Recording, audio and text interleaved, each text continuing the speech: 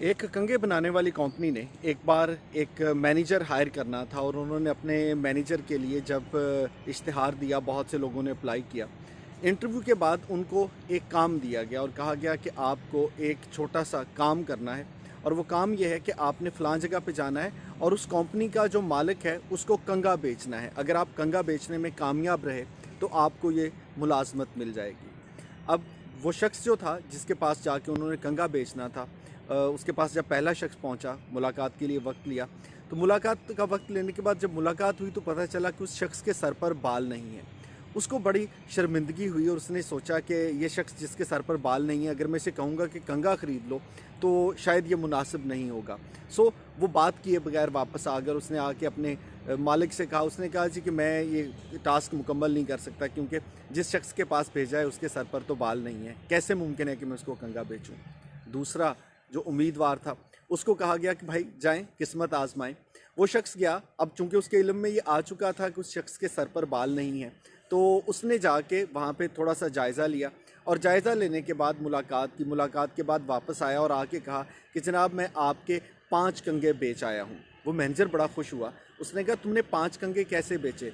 तो वो कहने लगा कि मैंने उनसे कहा कि साहब आपके जितने भी मुलाजमीन हैं जब वो आते हैं तो लिबास तो बहुत अच्छा पहनना होता है, तैयार होके आते हैं, लेकिन मोटरसाइकिल पे आने से, सवारी पे आने से बहुत से लोगों के बाल उलझे हुए होते हैं। क्या ही अच्छा होगा कि आप ये कंघे रख लें और ये अपने ऑफिस में लोगों को कह दें कि आके अपने बाल ठीक कर लिए करें। उसको मेरा आइडिया पसंद आया, उसने 5 कंघे खरीद लिए। उस शख्स ने कहा कि हाँ तुम तो बड़े कामयाब हो, एक गंजे शख्स को तुमने 5 कंघे बेच दिए। इसके बाद एक तीसरा उम्मीदवार जो था उसने कहा जी कि आप मुझे मौका दें, मैं भी किस्मत आजमाई करना चाहता हूँ। वो गया मुलाकात के लिए और वापस आया तो वापस आके उसने कहा कि साहब 1000 कंघे तैयार कर दीजिए और उम्मीद है कि हमें इससे भी ज़्यादा कंघों का ऑर्डर मिलेगा। वो शख्स बड़ा मुतासर हुआ। उसने कहा ये कैसे मुमकिन हुआ कि तुमने उस शख्स को 1000 कंघे बेच दिए?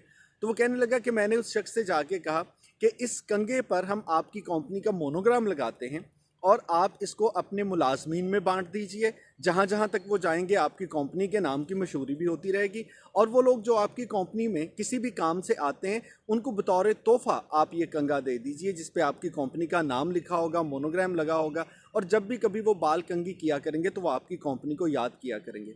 उस शख्स को मेरा ये आइडिया बड़ा पसंद आया और यूं मैंने कंघा बेच दिया। अब ये जो मार्केटिंग की टेक्निक है जिसमें आप किसी भी शख्स को कोई ऐसी चीज़ बेचते हैं जिसकी शायद उसको ज़रूरत नहीं होती, ये कितने ही सबक हमें ज़िंदगी में सिखा देता है। इसका पहला सबक तो ये है कि अगर आप कोई इनोवेटिव आइडिया लेके आते हैं तो आप कामयाब हो सकते हैं ज़िंदगी में। हमने बहुत सी लोगों को ऐसे देखा कि जब लगा कि यार काम नहीं हो सकता तो दे केम अप विद आइडिया और आइडिया की वजह से वो कामयाब हो गए।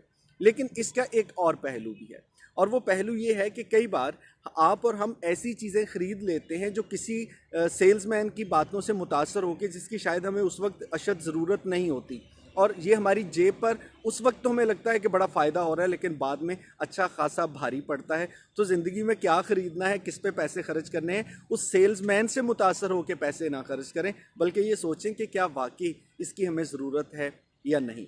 और इसका एक तीसरा ज़ाविया भी है और वो ज़ाविया थोड़ा सा तकलीफ़ दह है। मैंने बहुत सी ऐसे लोगों को देखा है कि जब भी वो कोई कारोबार शुरू करेंगे, कोई दुकान बनाएंगे तो उसका बहुत इस्लामी सा नाम रख लेंगे, लेकिन उस इस्लामी नाम के बाद आप पर और मुझ पर फ़र्ज़ हो जाता है कि वो जितनी भी आपकी अखलाकियात हैं उन पर आपने 100% अमल करना है। अब कोई कह दे कि आपने अपने कारोबार का नाम तो बड़ा इस्लामी रखा है लेकिन दूध में पानी आप सबसे ज़्यादा मिलाते हैं। आपने कारोबार का नाम तो इस्लामी रखा है लेकिन अपने होटल पर जब भी आप 1 किलो का वज़न देते हैं तो वो 1 किलो नहीं 800 ग्राम होता है, ये ग्राहक को धोखा देते हैं। सो आप मार्केटिंग के इन तमाम चीज़ों को भी अपने जहन में रखिए और ये भी जहन में रखें कि जब आपने किसी चीज़ का नाम इस्लामी रख लिया तो फिर आप पर 100% फ़र्ज़ है, फिर आपको दो गुनाह होंगे। एक तो अखलाकियात को पूरा ना करने का और दूसरा किसी इस्लामी नाम से लोगों को धोखा देने का। अल्लाह ताला हमें इस काबिल बनाए और अल्लाह ताला हम पर अपनी रहमत करे कि हम अखलाकियात की पाबंदी कर सकें।